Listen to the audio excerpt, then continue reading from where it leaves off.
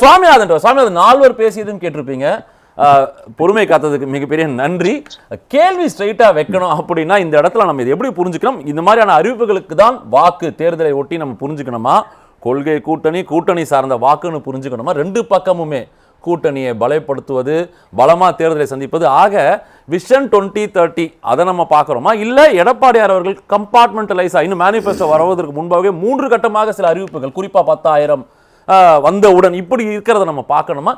எது யாருக்கு சவாலா இருக்கு, யாருக்கு சாத்தியமா இருக்கு? இந்த அறிவிப்பு குறிப்பா 5 ஆண்டு நிறைவு பெறக்கூடிய இடத்துல இவங்க அறிவிச்சிருக்கிற இந்த 14 பாயிண்ட் நம்ம எப்படி பார்க்கணும்?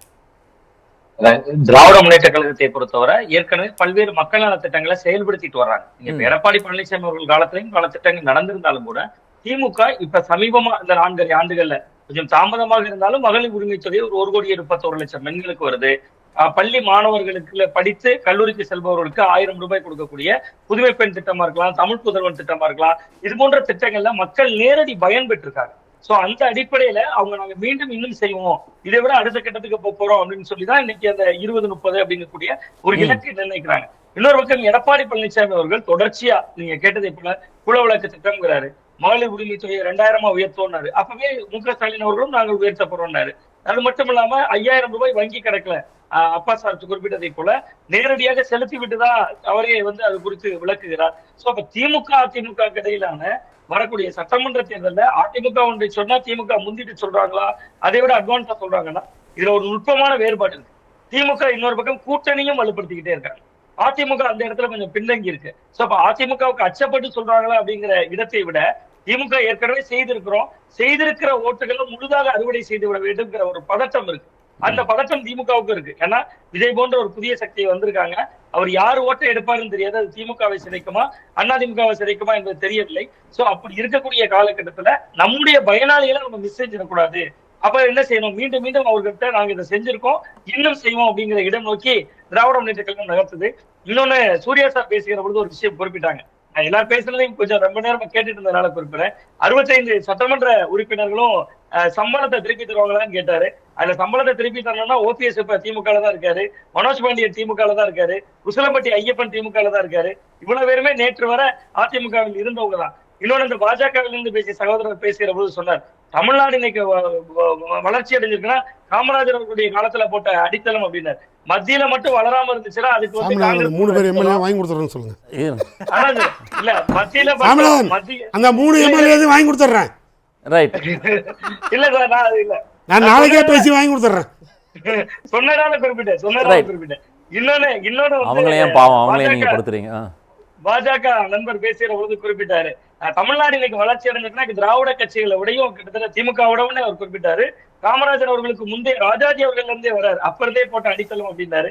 பாஜக இன்னைக்கு செய்யக்கூடிய திட்டங்களுக்கு மட்டும் நம்ம என்ன சொல்றோம்னா காங்கிரஸ் கடந்த காலங்களில் செஞ்ச தவறுகளாலதான் நம்ம வளர்ச்சி பின்தங்கிருக்கிறோம். ஆனா தமிழ்நாடு வளர்ந்துருக்குன்னா நம்ம இங்க வேறு ஒன்றாக பேசுறோம். சோ தமிழ்நாட்டுல திராவிட இயக்கங்கள் திமுகவா இருக்கலாம், அதிமுகவா இருக்கலாம், இரண்டுக்கும் வெறும் பங்களிப்பு இருக்கிறது. நீங்க நீங்க ஒரு அன்னை கைதுக்கிட்டா நான் சொல்றேன், பொதுத்துறை நிறுவனங்கள் என்று ஒன்று உருவாக்கப்பட்டதே காங்கிரஸ் பீரியட்ல தான்.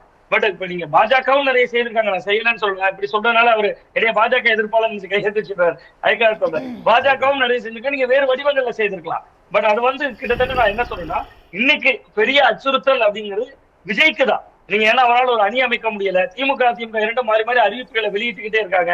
இன்னைக்கு 2030 என்கிற ஒரு இலக்கோட கிட்டத்தட்ட 13-14 துறைகளுக்கு முதல்வர் அறிவிக்கிறார். இன்னைக்கு அதுல ரொம்ப குறிப்பா பல விஷயங்களை அவர் குறிப்பிட்டிருந்தாலும் கூட 1,80,00,000 குடும்பங்களை சந்தித்தோங்கிறார். அவர் குறிப்பிட்ட ஒரு இடம் சரி, முதல்வர் அவர்கள் குறிப்பிட்ட ஒரு இடம் மிக மிக சரியானது. ஏதாவது ஒரு திட்டத்துல பயனடையாத குடும்பமே இல்லைங்கிறார். சோ அது ஒரு வகையில நம்ம களத்திலிருந்து பார்த்த வர 1,31,00,000 பெண்களுக்கு மகளிர் உரிமை தொகை, தமிழ்நாட்டுல மொத்த குடும்ப அட்டைகள் 2,23,00,000. சோ அங்கேயே 1 கோடி பெண்கள் வெளியில இருக்காங்க. அப்ப 1 கோடி குடும்ப அட்டை பலனே இல்லையானா ஏதோ ஒரு கலைஞர் வீடு கட்டுற திட்டம் மூலமா பலன் அடைஞ்சிருப்பாங்க. ஒரு மாற்றுத்திறனாளியா இருந்தா அதற்கான நலத்திட்டம், அது லிஸ்ட் வருது. மீனவர் நிவாரணம் எத்தனை பேருக்கு கொடுக்குறாங்க, மாற்றுத்திறனாளி. அப்ப என்னன்னா திமுகவுக்கு ஒரே அச்சுறுத்தல் என்னன்னா இந்த ஓட்டுகள் முழுக்க நம்மளால அறுவடை செய்ய முடியுமா, அது திமுகவுக்கு சவாலா இருக்கும். நிச்சயமா நீங்க என்னதான் அவர்கள் வாக்குறுதி கொடுத்தாலும் கிட்டத்தட்ட நீங்க ஆன்டி இன்கம்பன்சின்னு ஒண்ணு இருக்கு, லா அண்ட் ஆர்டர் சட்டம் ஒழுங்கு பிரச்சனை இருக்கு, அதெல்லாம் இருக்கு. பட் வெல்ஃபேர் ஸ்கீம்ல திமுக நிறைய செய்திருக்கிறாங்க, அதை மையப்படுத்தி தான் முதல்வர் வாக்குறுதி கொடுக்கிறார். பட் அதை விட அடித்தளத்துல கிரவுண்ட்ல லா அண்ட் ஆர்டர் இஷ்யூ பேசப்படும், விலைவாசி உயர்வுகள் பேசப்படும். பட் இதெல்லாம் அதிமுக இந்த அளவு முன்னெடுத்திருக்காங்க. நான் சுவாமி அந்த கேள்வி உங்ககிட்டயே வைக்கிறேன். நீங்க சொல்லக்கூடிய பல விஷயங்கள்ல முன்னிக்கிறாங்க, 7 தேர்தல் வெற்றி எல்லாம் சொன்னாலும் நாங்க பறந்து விரிந்த இடம், எல்லாரையும் அரவணைத்து போவோம்னு சொல்ற இடத்துல நேற்று வரைக்கும் பிரேமலதா அவர்கள் மேடையில இந்த அரசை குறித்து என்ன பேசினார்? அவரை தாண்டி ஒருபடி மேல போனா ஓபிஎஸ் அவர்களுடைய கொள்கையே என்னவா இருந்துச்சு? 3 முறை முதல்வர் வேற, ஒருங்கிணைப்பாளர் கட்சியில வேற இருந்திருக்காரு, இணை ஒருங்கிணைப்பாளர்னு. இன்னைக்கு அவரையும் நாங்க அணைத்துக்கிறோம்னு சொல்லும் போது இந்த தேர்தலில் அவங்க ஒரு சவால் இருக்கும், any egg that is on the my basket is great for மீன்ற எண்ணத்துக்கு போயிட்டாங்களா? மக்கள் பார்வையில் இது எப்படி இருக்க போகுது? ஒரு பதட்டத்தில் இருக்காங்கன்ற பார்வையில மக்கள் பார்க்க மாட்டாங்களா? இல்ல, உண்மையும் அதுதான். அவங்களுக்கு விஜய் என்ன செய்வார்னு தெரியல. விஜய் வெற்றி பெறுவார்னு நான் சொல்லல, எந்த இடத்துல விஜய் வெற்றி பெறுவார் இல்ல. விஜய் அவரால் மட்டும்தான் அதிகபட்சமாக ஜெயிக்க முடியும். ஆனா ஒரு பெரிய ஸ்பாயிலர் அவரு. நீங்க கிட்டத்தட்ட சார் நான் உடைத்து சொல்வதா இருந்தா, அதிமுகவுடைய ஓட்டு யாருடைய ஓட்டு? முழுக்க பெண்கள் அதிகமான அளவுக்கு வாக்களித்ததா அதிமுகவோட ஓட் பேங்க். விஜய் ஜெயலலிதா அவர்கள் என்கிற ஒரு பெண் ஆளுமை அந்த கட்சியை வழி நடத்தியது. மிக்சி, கிரைண்டர், மின்விசிறி, தாலிக்கு தங்கம்னு பல திட்டங்களை தந்தது. இதனால அதிமுகவோட ஓட் பேங்கே பெண்கள் தான். பட் இங்க மு.க. ஸ்டாலின் அவர்கள் கவர்மெண்ட் ஒரு காலகட்டத்துல திமுக அரசு எப்படி இருக்கும்னா, அரசு ஊழியர்கள் ஓட்டை மையப்படுத்தி இருக்கும். அந்த அரசு ஊழியர்கள் ஓட்டை விட இப்ப அதிகமா என்ன ஆச்சுன்னா, நேரடியா மக்கள் நல திட்டங்கள், பயனாளிகளுடைய ஓட்டு திமுக பக்கம் நகர்ந்து இருக்கிறது. ரொம்ப குறிப்பா பெண்கள் ஓட்டு, மகளிர் உரிமை தொகை, வேறு வடிவங்கள்ல. பட் 1000 ரூபாய் கொடுக்காம, எதுவுமே செய்யாம, களத்துக்கே வராம, விஜய பார்த்தா போதும், விஜயை போய் பார்க்க போய் கரூர் சம்பவத்துல உயிரிழந்தா கூட என் பிள்ளையால நான் விஜயை பார்த்துட்டேன்னு சொல்லக்கூடிய அளவுக்கு பெண்கள் பின்னாடி போறாங்க.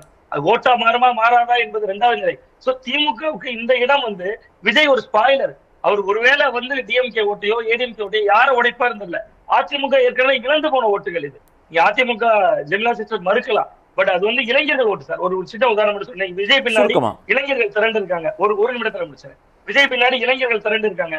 விஜய் ஜெயலலிதா அவர்கள் இறந்து 8 ஆண்டுகள் ஆகுது. இந்த 8 ஆண்டுகள்ல அதிமுக தான் இளைஞர்களுக்கு தெரிஞ்சது ஓபிஎஸ் சண்டை, இபிஎஸ் சண்டை, டிடிவி சண்டை, அதுக்கப்புறம் திரும்பி சமரசம், சசிகலா ஒரு பக்கம் போர்க்கொடி தூக்குனது. அதிமுகவை ஆளுமையாக பார்த்த ஒரு தலைமுறையை உருவாக்க மாட்டாங்க. ஜெயலலிதா அவர்கள் இறக்கும் போது 10 வயசு இருந்ததா, இப்ப 18 வயசுல ஓட்டு போட போறோம். சோ அப்ப நீங்க விஜயகாந்த் வந்த காலத்துல பாத்தீங்கன்னா இளைஞர் மற்றும் இளம்பெண்கள் பாசறைலாம் அதிமுக உருவாக்குனாங்க. சோ இப்ப விஜய் வந்திருக்கிறார். சோ அப்ப இந்த இளைஞர்கள் ஓட்டெல்லாம் திமுக வேலை செஞ்சிருக்காங்கல்ல. உதயநிதி ஸ்டாலின் இளைஞரணி மாநில செயலாளர் இருக்காரு. இன்னொரு பக்கத்துல பாத்தீங்கன்னா முரசொலியில பாசறை பக்கம் போடுறாங்க, அறிவு திருவிழா நடத்துறாங்க.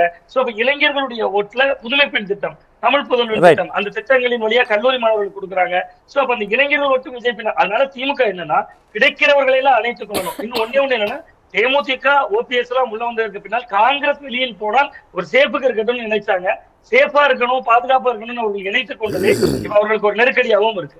4 முனை போட்டி இந்த தேர்தலில் ஆல்ரெடி நாங்க கடுமையாக போராடும், நிச்சயமாக ஆட்சியை கைப்பற்றுவோம் எடப்பாடி சொல்றாரு. அஃப்கோர்ஸ் தொடர்ந்து பல இடங்களில் சூளுரைக்கிறாரு முதல்வர், நாங்கள் ஜெயிக்க போறோம். விஜய் அவர்களும் போன தஞ்சாவூர்ல என்னென்னலாம் நான் முதல்வர் ஆனாலும் வாக்குறுதி கொடுத்தாரு, ஜெயிக்க போறது நிச்சயம் அப்படின்னு சொல்றாரு. இது எப்படி புரிஞ்சுக்கணும்? ஒட்டுமொத்தமா எங்க இது யாருக்கு சாத்தியப்பட போகிறது, எப்படி சவாலாக இருக்க போகிறது? சுருக்கமா இறுதி கருத்து. 4 முனை போட்டி என்பது எப்பொழுதுமே கொஞ்சம் ஆளுங்கட்சி இன்னைக்கு வலுவான கூட்டணி அமைத்து விட்டாங்க. நீங்க ஒரு வகையில விஜய் போன்ற புதிய சக்திகள் யார் ஓட்டை எடுப்பார் என்பது ஒரு கேள்விக்குறியாக இருந்தாலும், கிட்டத்தட்ட காங்கிரஸ் வெளியேறி இருந்தால் களம் உண்மையிலே வேறு ஒன்றாக மாறி இருக்கும்.